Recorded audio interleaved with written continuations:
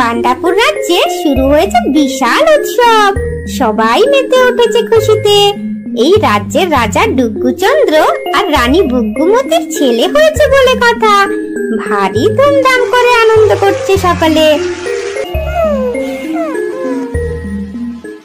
মন্ত্রী মশাই, এই খুশির দিনে রাজ্যে যত কয়েদি আছে সবাইকে মুক্তি দেওয়া হলো। মহারাজ, আপনার আদেশ মতো সব বন্দীকে ছেড়ে দেওয়া হয়েছে। শুধু একজনই বাকি আছে। আজ থেকে আমার ছুটি, আজ থেকে আমার ছুটি। এ কতদিন ধরে রয়েছে মন্ত্রী?